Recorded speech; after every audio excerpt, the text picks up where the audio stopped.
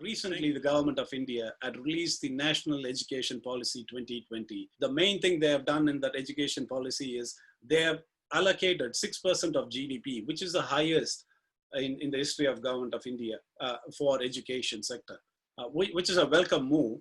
But then there are a lot of aspects to the policies that go with that. Marc, over to you.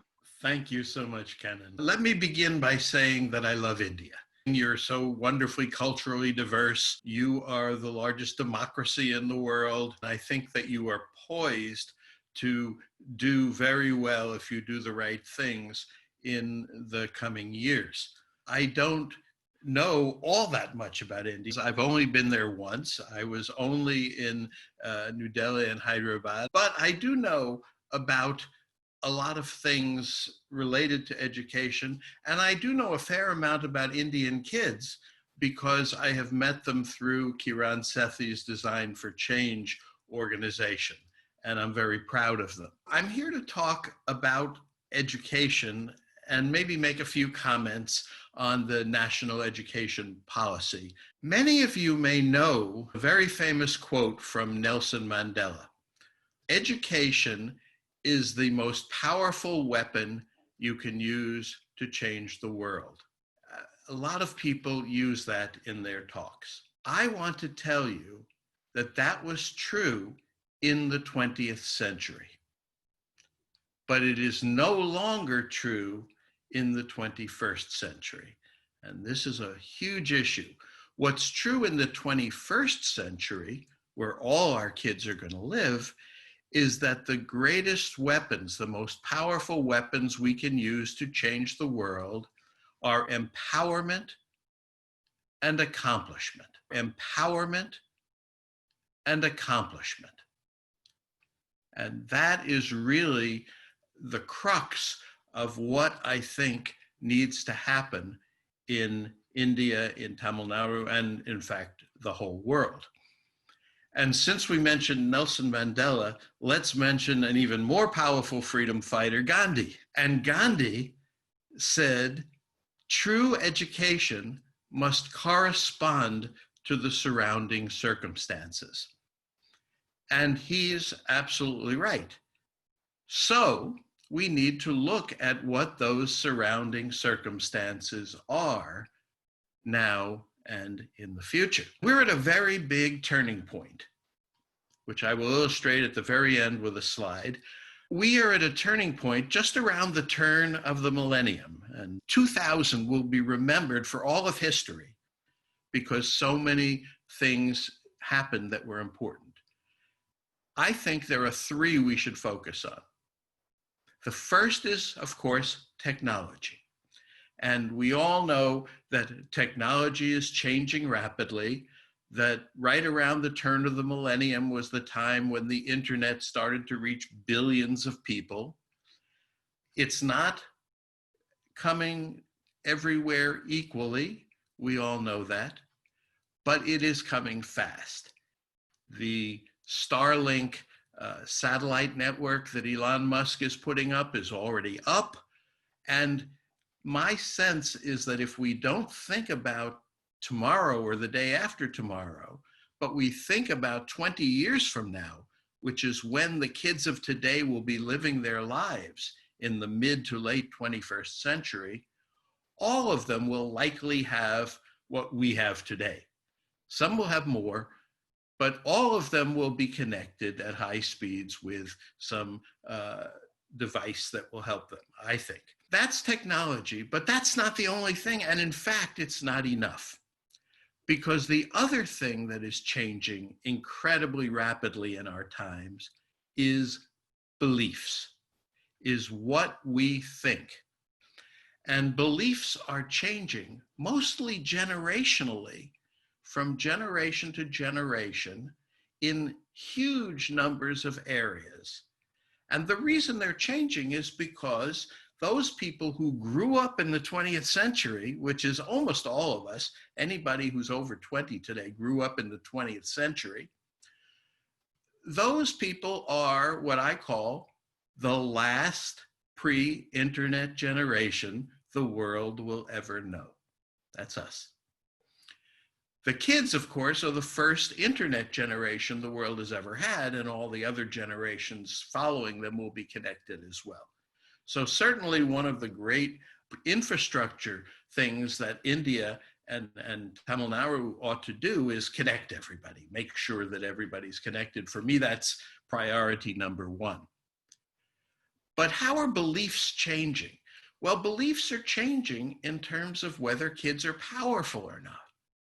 In the 20th century, kids were not powerful. In the 21st century, they are. So they need to change their beliefs to say, I can. And the beliefs are changing not just with regard to that, but with regard to technology and privacy and property and personal relationships and sexuality and security and power and kids and work and empathy and violence and God and religion and justice and money and love and government and even time and space. And this is not just me thinking this, this is anthropologists and sociologists thinking this as well. So the first internet generations are going to have different sets of beliefs. One of the great beliefs of the last pre-internet generation, that's us, is that education is the most important thing that we can do, because it was for us. And we all went through it and we all benefited from it, and it was terrific. And almost all of us want to pass it down to our kids, more or less the same way we got it, only better. And that has unfortunately changed, because what we need to pass down to our kids is not the 20th century education that we received, but a new way of thinking based on empowerment and accomplishment. Let me talk about education for a little bit. It's long, so I read it quickly, the National Education Policy. And it's good, and you have hundreds of millions of kids in India, and it's going to be a younger population. So you have something big that has to be dealt with, and I can understand that it's very complex, and the policy runs more than 60 pages. It's full of the right buzzwords. In fact, if you look at page 1 alone, you will see 30 buzzwords, from achieving full human potential, to building character, to being ethical and rational, to being discovery-oriented and learner-oriented. I could read them all, but you can see them all on page 1. And that's very nice. I admire that.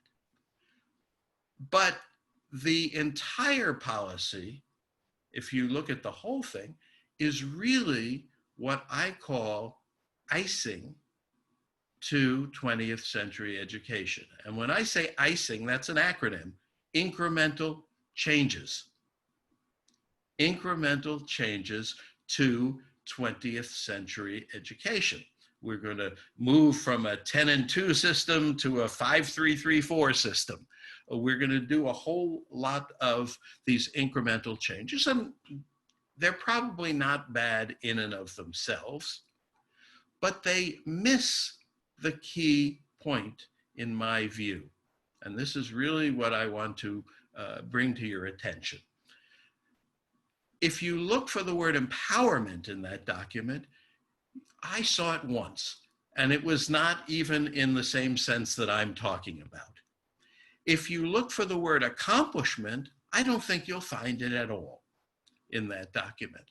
So the two key things that are needed for the 21st century by all our kids, empowerment and accomplishment, are not in the national education policy.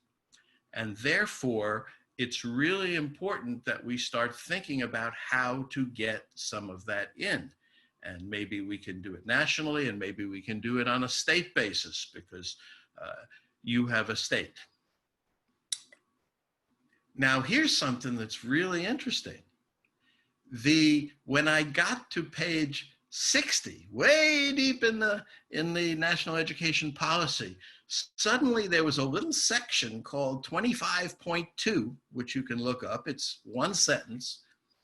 And it says, we recommend that we redesignate the Ministry of Human Resource Development, which is what takes care of education at the national level today. We say you should redesignate that the Ministry of Education. Okay, buried deep, but it's there. That to me is really going backwards. I agree that you should redesignate the ministry. I think it should become the Ministry of Empowerment and Accomplishment. The Ministry of Empowerment and Accomplishment, ENA, if you will. That should be for the nation, and if the state, like Tamil Nadu, has a Department of Education, rename that the Department of Empowerment and Accomplishment. Why would you do that? Because then that's what you would focus on. That's what your job would be if you work for that department or that ministry. You would be to empower the youth and the people of India and to help them accomplish. And when I say accomplish, what I mean is projects that will make India better. So I could see, and I've recommended in one of my books, taking an entire year to say, we're not going to teach the old curriculum this year. What we're going to do is every kid in India, every kid in Tamil Nadu will do a project that makes some aspect of India better. And those projects will be chosen by the kids, not by the teachers or by anybody else, based on what the kids see as problems that they would like to fix. So some kids may do some projects that clean up places. Other kids may do projects that get rid of racism or corruption or other kinds of things. Some kids may put beggars to work, as I saw one project happening. I will share with you my favorite project from India, which is that a team put together and built a sandal that women can wear. And this sandal has a little device in it that can capture the energy when the woman walks around, so that it stores the energy in the sandal. And what it can do is, if by chance that woman gets accosted or attacked, she can just, with her toe, push a button and set off a really loud alarm. So that was invented by kids. And there are many, many, many more projects like that throughout India. I saw some of them when I was in New Delhi at the Festival of Innovation. What I saw was that some of these great projects were there. They'd been invented, but they hadn't been disseminated. And that, in a country of your size, is a very important piece of the puzzle, that you not only have to invent these things and create these things, but they have to be able to reach the people. I am going to now show you a couple of slides to end up here. They resume what I've said. I am really talking here about vision and hope. I have a vision that I'm sharing with you, and I really hope that you take advantage of it. You have this enormous opportunity. The first one is what I said before. Nelson Mandela's famous statement that education is the most powerful weapon you can use to change the world was true in the 20th century, and it's no longer true in the 21st century. In the 21st century, empowerment and accomplishment are the most powerful weapons you can use to change the world. And the corollary of this is the SDG number 4, which a lot of people cite as well, and certainly cited in the report, that everybody should have equitable access to high quality education and lifelong learning really should be amended to say that people should have access to lifelong empowerment and lifelong to equitable empowerment and to lifelong accomplishment. What we have in 2020 is an enormous choice to make. We have to decide whether we are going to move backward to the past or whether we are going to move forward to the future. This is a very stark choice. The last pre-internet generation, almost all of our adults born and raised and who had their beliefs formed in the 20th century, want to go back to a 20th century education with incremental changes, icing, which means we keep the schools, we keep the courses, we keep the classes, and we keep thinking of our kids as powerless learners who have to spend years in school before they can accomplish anything. That is really, I think, what the national education policy is and does, despite all the buzzwords. The other alternative, and the one that I certainly recommend for Tamil Nadu and for the entire country and for the entire world, is to move our kids forward to the future. They are the first internet generation the world will ever know, and every generation that comes after them will have a more powerful internet. They need empowerment and accomplishment. They need not schools, but empowerment hubs or whatever we call them. They need not courses and classes, but projects with real world impact, with measurable positive impact on the world. And they need to think of themselves, and we need to think of them, not as powerless learners, but as imaginers and doers and dreamers. And if we do that, we will be so much better off. If you want to talk about this more, I offer my email. I'm happy to engage with anybody in the world who wants to learn more about these ideas. The choices are clear. The choices are, do we want to go backwards or do we want to go forwards with our kids? And we can make those choices, and people around the world are starting to define what that is, what those choices mean, how we can do this. The kids are, wherever we do this, like in Design for Change or other places in the world, are very, very enthusiastic about doing this. I think we can improve the infrastructure, which is really job number one. And then I think that we can redesignate the ministry or the department as the Department of Empowerment and Accomplishment, and we can go very far. And I really hope we can get to where the kids need to be. I offer my help in any way I can. Thank you very much.